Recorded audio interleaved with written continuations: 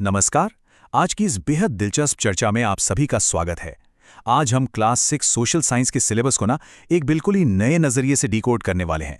मतलब इसे किसी भारी भरकम बोरिंग टेक्स्ट बुक की तरह बिल्कुल मत सोचिएगा, बल्कि ये तो मानव सभ्यता को समझने का एक बहुत ही रोमांचक ब्लूप्रिंट है। तो चलिए साथ मिलकर इस सफर पर निकलते हैं और जानते हैं कि आखिर हमारी दुनिया आज जैसी है वैसी क्यों है। अब इस पूरे सब्जेक्ट को हमेशा के लिए याद रखने का एक अल्टीमेट हैक है मेरे पास। हम इसे 5 बड़ी थीम्स में बांटेंगे: ज्योग्राफी, हिस्ट्री, कल्चर, डेमोक्रेसी और इकोनॉमी। ए, बी, सी, डी और ई। है ना कितना आसान? चलिए देखते हैं कि कैसे ये 5 अक्षर पूरी दुनिया का नक्शा हमारे सामने खोलकर रख देते हैं। तो शुरुआत करते हैं हमारे पहली थीम से, यानी थीम ए, ज्योग्राफी। आसान भाषा में कहें तो भारत और दुनिया, वहाँ की ज़मीन और वहाँ के लोग। ये थीम पूरी तरह से उस ज़मीन के बारे में है जिस पर हम खड़े हैं, और यकीन मानिए यही ज़मीन तय करती है कि हमारी ज़िंदगी आखिर कैसी होगी। अच्छा, कभी आपने ये सोचा है कि कोई घर, बड़ा शहर या दुनिया की बड़ी बड़ी सभ्यताएं हमेशा किसी नदी के किनारे या पहाड़ों के पास ही क्यों बसती हैं? इसके पीछे कोई जादू नहीं है, इसका सीधा सा लॉजिक है। क्योंकि वहां पीने के लिए पानी मौजूद था, रहने और खेती करने के लिए उपजाऊ जमीन थी, और आने जाने या व्यापार करने के लिए सुरक्षित रास्ते थे। असल में यही प्राकृतिक चीजें हैं ना, किसी भी सभ्यता के बसने या ना बसने में सबसे बड़ा फर्क पैदा करती हैं। ज्योग्राफी के कुछ बिल्कुल बेसिक एलिमेंट्स को समझना बहुत जरूरी है, जैसे हमारी पृथ्वी की प्राकृतिक विशेषताएं क्या हैं और नक्शे कैसे बनाए जाते हैं। सबसे दिलचस्प बात तो यह है कि हम ये जानेंगे कि कैसे इन विशाल महासागरों और ऊंचे पहाड़ों ने पूरी मानव सभ्यता को आकार दिया है। मतलब सोचकर देखिए, इसी भूगोल ने हमारे देश भारत को कितनी अनोखी पहचान दी है ना? खैर, जमीन की बात तो हो गई। अब आते हैं थीम बी पर, यानी हिस्ट्री, अतीत की एक तरह की टैपेस्ट्री। जरा सोचिए, अगर हमारे पास पुरानी यादें या फैमिली फोटोज ना हो तो ये जानना लगभग नामुमकिन है कि हमारे दादा परदादा कौन थे। बिल्कुल इसी वजह से हमें इतिहास की जरूरत होती है। इतिहास देखा जाए तो हमारे पूरे समाज की एक विशाल फैमिली एल्बम की तरह ही तो है। यहाँ ये जो शब्द है ना, टेपेस्ट्री, ये बहुत ही कमाल का है। असल में ये अलग अलग रंग के धागों से बुना हुआ एक कैनवस होता है जिसमें एक बहुत ही सुंदर सी तस्वीर उभर कर आती है। हमारा अतीत भी बिल्कुल इसी तरह बुना हुआ है। अनगिनत कहानियों, लोगों और घटनाओं के धागे एक साथ मिलकर हमें ये बताते हैं कि असल में हम कौन हैं और हमारी शुरुआत कहाँ से हुई। और हाँ, एक बहुत जरूरी बात जो हमें समझनी होगी, इतिहास के मतलब सिर्फ राजा महाराजाओं की कामयाबियों का जश्न मनाना बिल्कुल नहीं है। कई पुराने शासकों ने बहुत गलत फैसले भी लिए थे जिनसे भारी नुकसान हुआ। तो सोशल साइंस का ये हिस्सा हमें एक बहुत ही पावरफुल टूल देता है ताकि हम उन पुरानी गलतियों का गहराई से विश्लेषण करें, उनसे सीखें और ये पक्का करें कि भाई कम से कम आज के समय में हम वो गलतियां दोबारा ना दोहराएं। तो हमने जमीन और इतिहास को तो समझ लिया, लेकिन एक समाज को आगे बढ़ाने और फलने फूलने के लिए परंपराओं की भी तो जरूरत होती है ना।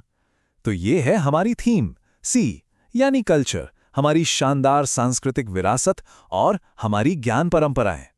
किसी ने क्या खूब कहा है, कल्चर इज एन ओशन, यानी संस्कृति एक महासागर है। और भारत के संदर्भ में ये बात बिल्कुल 100% सच है। हमारी संस्कृति सच में एक महासागर की तरह ही विशाल और गहरी है। इसमें कला, संगीत, भाषा और ज्ञान की इतनी गजब की विविधता है कि हम जितनी गहराई में गोता लगाएंगे, हमें उतने ही नए और अनमोल मोती मिलते जाएंगे। वैसे हम यहाँ सिर्फ बीती हुई पुरानी बातें नहीं कर रहे हैं। हम भारत की प्राचीन सभ्यता के उन गाइडिंग प्रिंसिपल्स को समझेंगे और देखेंगे कि इतिहास में हमारी संस्कृति कैसे कैसे सामने आई। लेकिन जो सबसे अहम बात है वो ये कि इन पुरानी सांस्कृतिक नींवों और ज्ञान को समझकर हम आज की अपनी मॉडर्न लाइफ की मुश्किलों को भी बहुत आसानी से सुलझा सकते हैं। सच कहूं तो हमारा अतीत ही हमारे बेहतर भविष्य की चाबी है। अब एक समाज बन गया तो उसे सही ढंग से चलाने के लिए कुछ नियम कानून भी तो चाहिए होंगे। बस यहीं से हम अपनी चौथी थीम पर पहुंचते हैं, थीम डी, यानी डेमोक्रेसी, गवर्नेंस और लोकतंत्र। यही तय करता है कि इतने सारे लोग एक साथ मिलकर शांति से कैसे रहेंगे। जरा सोचिए इस नंबर के बारे में, 1 बिलियन प्लस, यानी 1 अरब से भी ज्यादा। ये कोई छोटा मोटा आंकड़ा नहीं है, ये हमारे लिए बहुत बड़े गर्व की बात है कि भारत दुनिया का सबसे बड़ा लोकतंत्र है जहां 1 अरब से ज्यादा वोटर्स अपने देश का भविष्य खुद तय करते हैं। वाकई ये लोकतंत्र की एक बहुत बहुत बड़ी ताकत है। इस थीम के अंदर हम अपने पूरे पॉलिटिकल सिस्टम का नक्शा समझेंगे। मतलब पंचायत से लेकर संसद तक हमारे राजनीतिक सिस्टम के अलग-अलग लेवल्स क्या हैं? एक नागरिक के तौर पर हमारे क्या अधिकार हैं और क्या ड्यूटीज हैं? दुनिया के अलग-अलग देश आपस में अंतर्राष्ट्रीय संबंध कैसे बनाते हैं? और सबसे बड़ी बात, हम सिर्फ अपने अधिकार ही ना मांगे, बल्कि खुद को एक जिम्मेदार नागरिक कैसे बनाएं? ये सब कुछ हम थीम डी में सीखते हैं। और अब हम आ गए हैं हमारी फ्रेमवर्क के बिल्कुल आखिरी अक्षर पर, थीम ई, यानी इकोनॉमी, हमारे आसपास का आर्थिक जीवन। यहाँ आगे बढ़ने से पहले ना एक बहुत बड़े भ्रम को तोड़ते हैं। ये मिथ बस्टर समझना बहुत जरूरी है। इकोनॉमी का मतलब सिर्फ बड़े बड़े कॉरपोरेट बिजनेस मुनाफे या शेयर मार्केट से बिल्कुल नहीं होता। ये एक बहुत आम गलतफहमी है। इकोनॉमी असल में हम सभी की रोजमर्रा की जिंदगी से जुड़ी एक बहुत ही प्रैक्टिकल चीज है।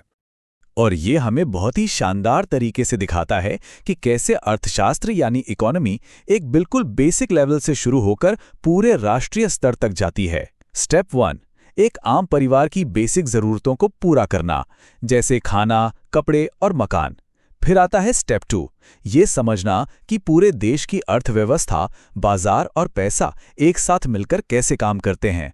और अंत में स्टेप 3, हमारे प्राकृतिक और इंसानी संसाधनों को इतने सही तरीके से मैनेज करना कि किसी चीज की कमी ना हो। यही तो असली इकोनॉमी है।